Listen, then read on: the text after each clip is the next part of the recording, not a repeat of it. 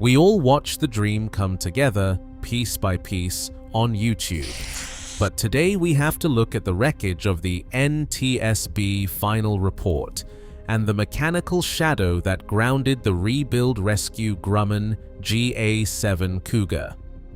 This was not just another light twin, it was a symbol of what hard work and a wrench could achieve.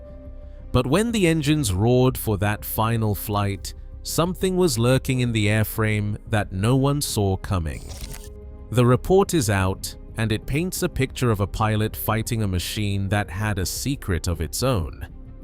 While the world argues about who was at fault, there is a hidden truth in the tail section and the control cables that the casual viewer completely missed. It's a story of extraordinary effort meeting an unforgiving reality in the sky. Was this a simple mistake, or was there a mechanical shadow that made the outcome unavoidable? The Grumman GA7 Cougar stands apart from its peers in the world of light twins. Its reputation is built not only on performance, but on the deep logic of its structure, the kind that reveals itself under a mechanic's lamp, not in a promo brochure. The Cougar is what pilots call a tractor twin, with both engines mounted up front, both pulling the airframe forward rather than pushing from the back.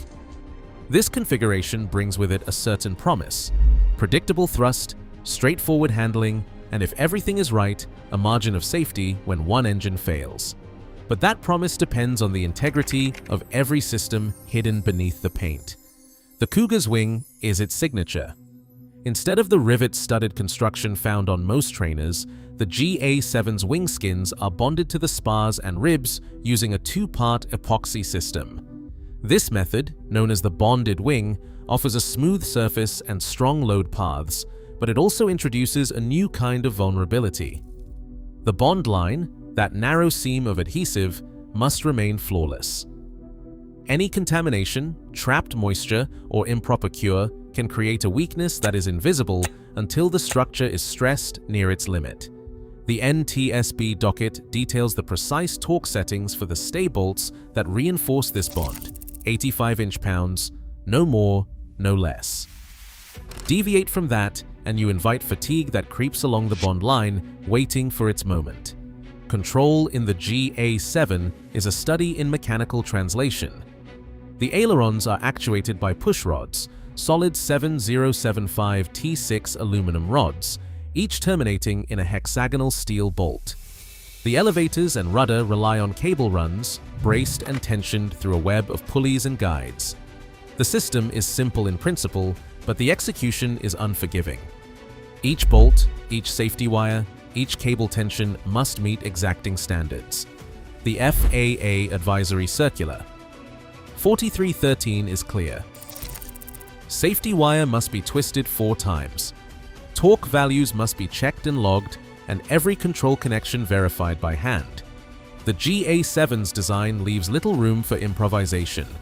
Miss a step, and the error may remain hidden until the aircraft is asked to perform at the edge of its envelope. In the hangar, the Cougar's appeal is obvious.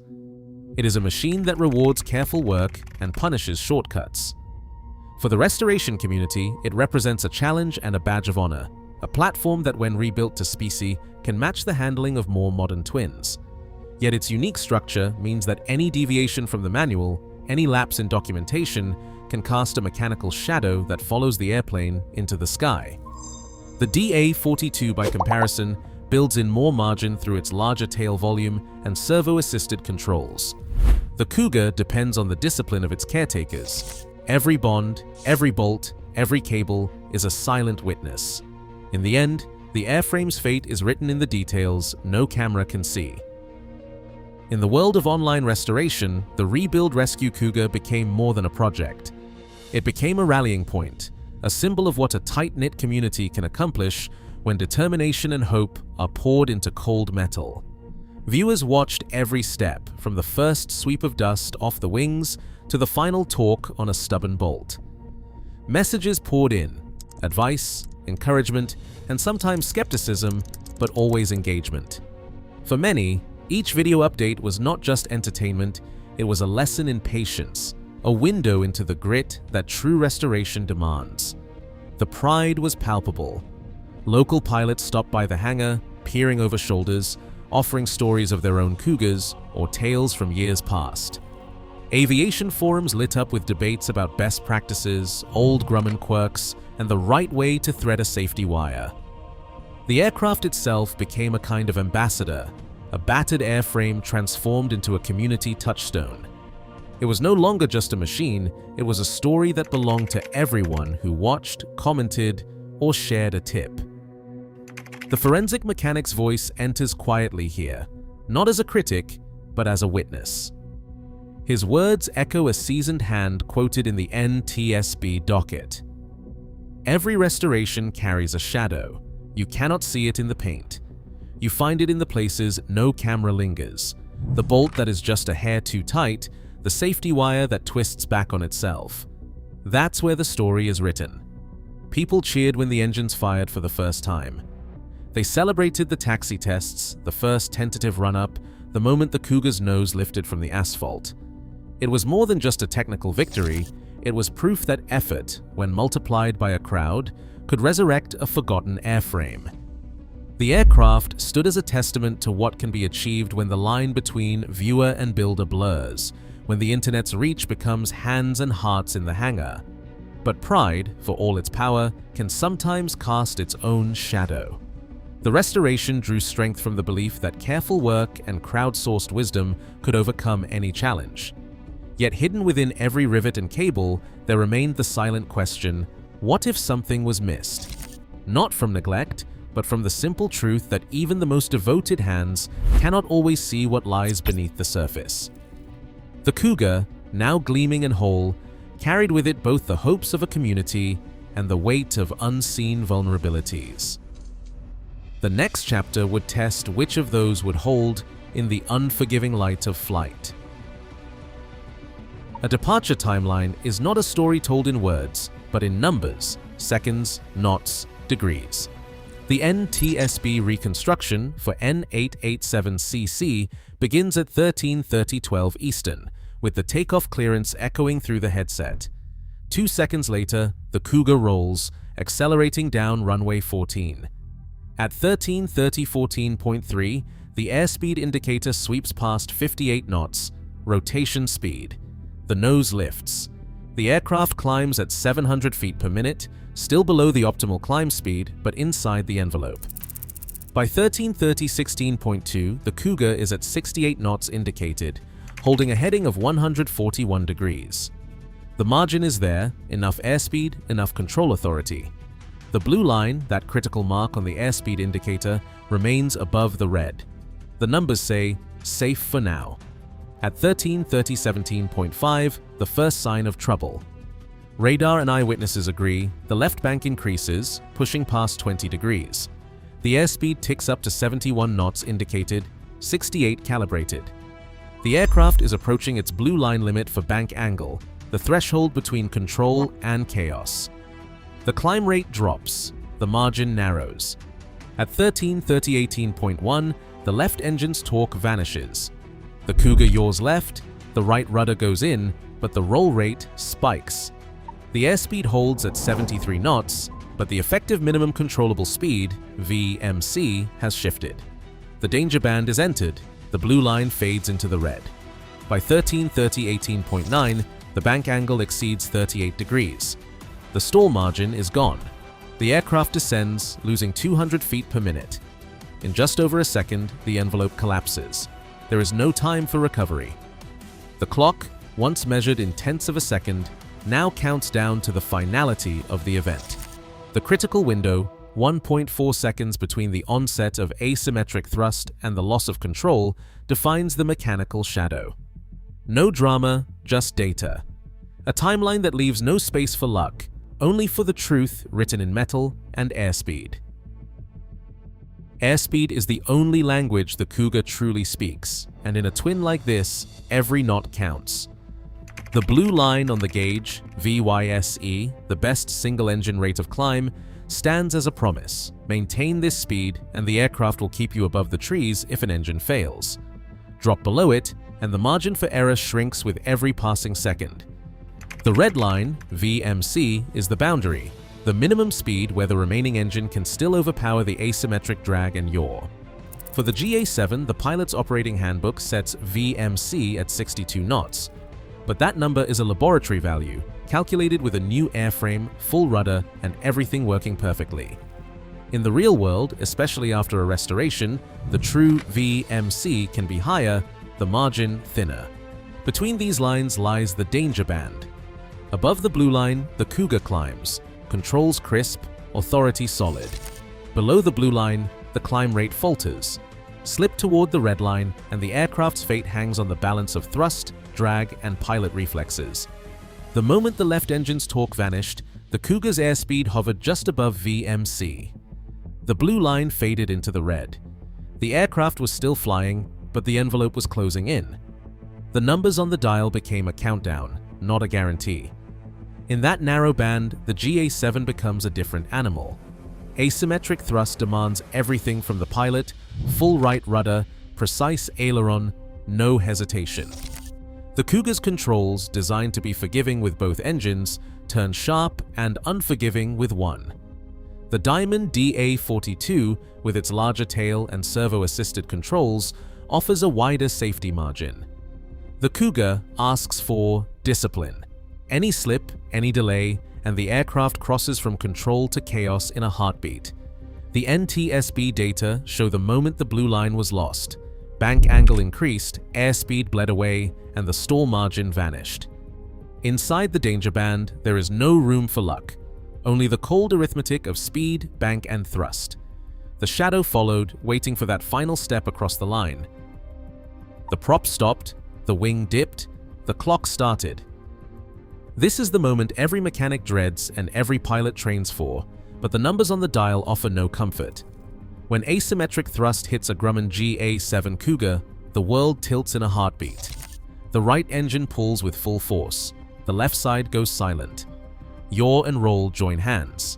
The Cougar's nose swings left, but the real threat is hidden in the roll axis, not the rudder pedals. Force diagrams from the National Transportation Safety Board docket tell the story in vectors and angles. At 1330/18.1, the left engine's torque vanishes. The right engine's thrust, multiplied by its offset from the centerline, spins the aircraft into a left roll. The pilot's foot finds the right rudder, but the roll rate spikes. Bank angle passes 30 degrees, blue line territory. The ailerons, driven by push rods and a bolt torqued to the limit, fight to hold the wings level. But the Cougar's geometry is less forgiving than a Diamond DA42. Less tail volume, no servo assist. The margin is razor thin. The National Transportation Safety Board force analysis draws a hard line. At 73 knots, with asymmetric thrust, the Cougar's roll authority collapses past 35 degrees. The stall margin disappears. The aircraft crosses the prop stop line. There is no time to recover. As one investigator put it, you don't see the shadow until it's already on your shoulder. This is not a slow drift into trouble. It is a snap, a mechanical shadow crossing the last strip of daylight. The impact sequence begins before the ground even rises to meet the wing. Margin is not a number. It is geometry, metal, and the invisible reach of a control surface.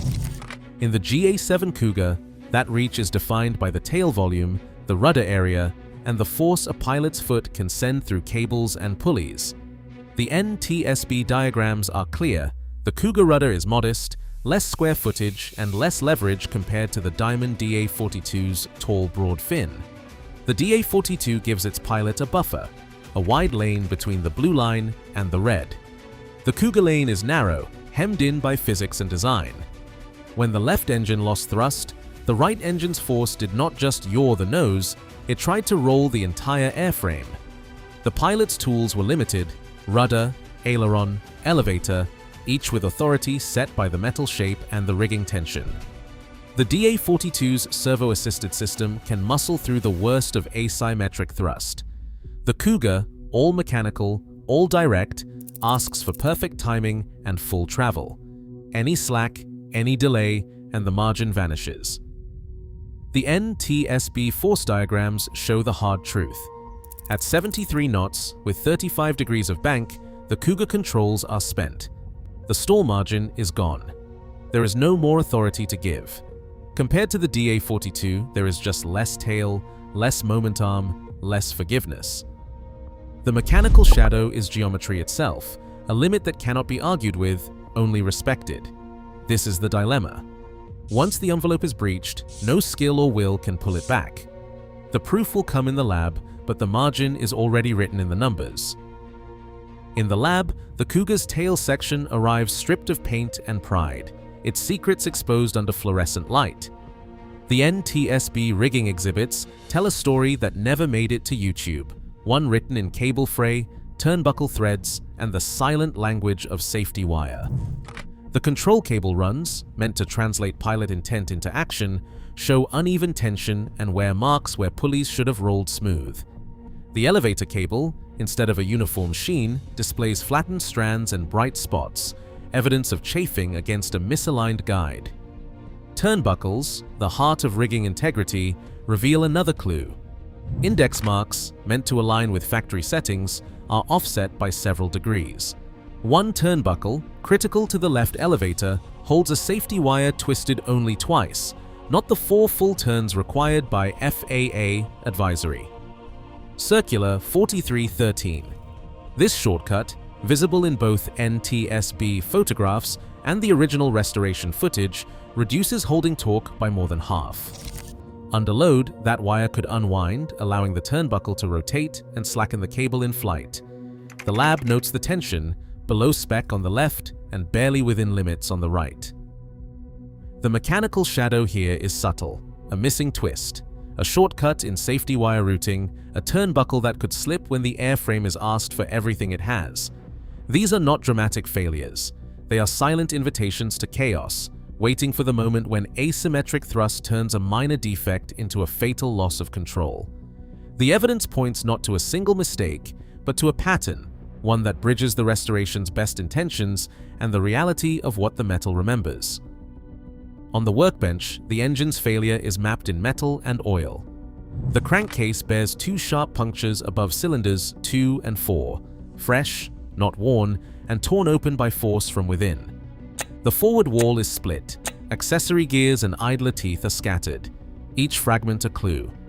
The drive shaft is sheared clean, its ends bright and granular, a sign of torque far beyond design. The fuel pump drive, meant to spin in rhythm, sits locked, its shaft twisted and broken.